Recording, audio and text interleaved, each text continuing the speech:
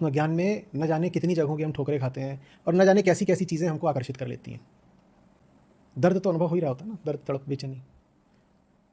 कहीं भी रोशनी देखी उधर को बढ़ जाते हैं, कहीं भी ज़रा सी उम्मीद लगी वहीं झोली फैला देते हैं। कोई भी आकर झाड़ पे चढ़ा देता है, कोई भी आकर दिल तोड़ जाता है। हमें उठाने में भी कोई बड़ी बात नहीं होती और कोई भी आके हमें गिरा भी सकता है। ये आत्मज्ञान है। आत्मज्ञान का लक्षण क्या? आपको आपका माहौल परिभाषित करता है, परिभाषित और परिवर्तित। जिस हद तक आपको आपका माहौल परिभाषित और परिवर्तित कर रहा है, उस हद तक आप में बड़ा अज्ञान है। जिस हद तक आपको आपकी पहचान आपके बाहर की स्थितियों से मिल रही है, उस हद तक आप अज्ञानी हैं। जिस हद तक आपका जीवन और उद्देश्य आपके बाहर से निर्धारित हो रहे हैं, उस हद तक आप अज्ञानी हैं। समझ में आ रही बात? तो आप एक कुर्सी को देखिए, आप सब लोग कुर्सियों पर बैठे हुए हैं। कुर्सी का आकार, प्रकार और उद्देश्य कौन निर्धारित करता है? कोई और जो उसका उपयोग करेगा, ठीक है ना? इसी तरीके से अगर आपका किरदार भी आपसे बाहर की ताकतें तय करे दे रही हैं, तो आप आत्मज्ञानी हैं। मनुष्य वही है जिसमें चेतना हो। यही पहचान है ना मनुष्य की, जिसमें चेतना हो। कुर्सी में चेतना नहीं है। चेतना से क्या आशय है? कुर्सी अपने लिए स्वयं कोई फैसला नहीं कर सकती, तो वो जड़ कहलाती है। तो मनुष्य भी तो कुर्सी ही है अगर मनुष्य के लिए उसकी परिस्थितियां फैसला करती हैं। आपका धर्म क्या होगा, आपकी परिस्थितियों ने तय कर दिया। आप कितना पढ़ोगे और क्या पढ़ोगे, ये भी आपकी परिस्थितियों ने तय कर दिया। आपको खाने में क्या पसंद आएगा क्या नहीं, ये भी माहौल ने निर्धारित किया। आपका लिंग, आपकी जाति, आपकी आर्थिक पृष्ठभूमि, आपकी राष्ट्रीयता, आपकी जातीयता,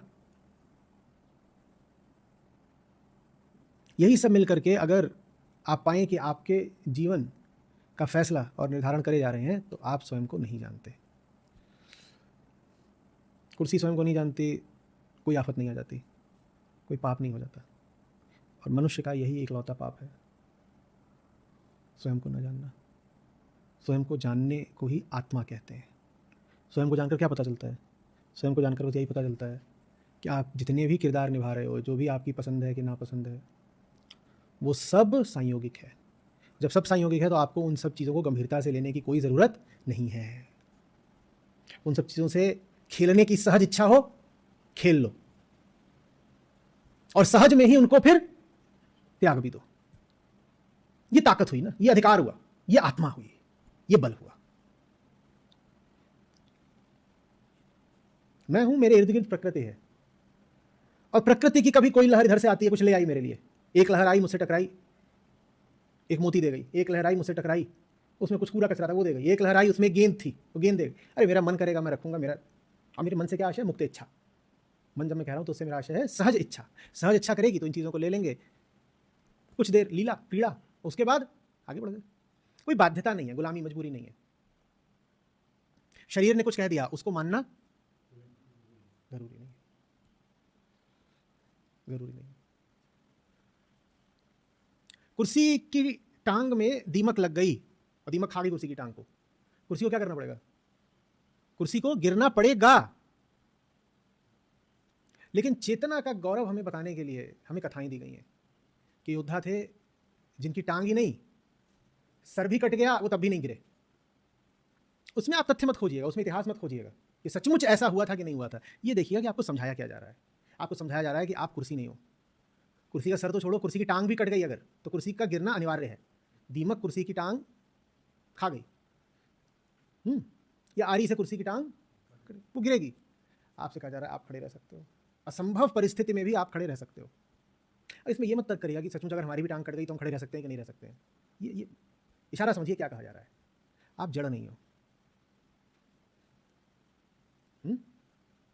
कोई गुदगुदी करे तो हंसिए, क्योंकि खिलवाड़ है, इसलिए नहीं कि मजबूरी है। ये दो बहुत अलग अलग बातें हैं। किसी ने गुदगुदी कर दी पेट में आकर के, आप हंस पड़े, सहज आनंद की बात है, हंस पड़े, इसलिए नहीं कि उसमें। और अगर मजबूरी है तो हंसने और न हंसने दोनों का विकल्प हमारे पास है। उदासी छाई, उदास हो लिए, ठीक है। शाम को कई बार बादल घिराते हैं, सूर्यास्त भी दिखाई नहीं देता, वैसे ही आज उदासी घिराई है, कुछ पता नहीं चल रहा रोशनी की तरह, ठीक है, सूरज भी अस्त हो रहा है। ये हमारी सहज मौज की बात है, हम उदास हो लेंगे, लेकिन उदासी की ये हैसियत नहीं होनी चाहिए कि वो ज़बरदस्ती हमारे ऊपर छा जाए। हम उदास हैं क्यों? हम चाहते हैं मौज है, वो चुनाव, वो ताकत, अधिकार, वो सदा बना रहे। हम उदास भी हैं तो क्यों? और अगर ज़रूरत पड़ी तो हम प्रमाणित कर देंगे कि स्वेच्छा से उदास थे। उदासी के बीच एक लतीफ़ा सुना देंगे, उदासी पर एक चुटकुला बना देंगे। हम वो हैं जिनकी उदासी भी उनके लिए चुटकुला बन सकती है। हमारी मौज की बात है। हम हंसते हंसते रो भी सकते हैं, हम आंसुओं में मुस्कुरा भी सकते हैं। हम गुलाम और मजबूर कहीं नहीं है। समझ में आ रही है बात? और हम इस बात की भी कोई मजबूरी नहीं रख रहे हैं कि आंसू आए तो उन्हें रोकना है, क्योंकि वो भी क्या हो गया, सुनिए कि कृष्ण क्या बोल रहे हैं, वो भी प्रकृति में हस्तक्षेप हो गया, वो भी प्रकृति में हस्तक्षेप हो गया।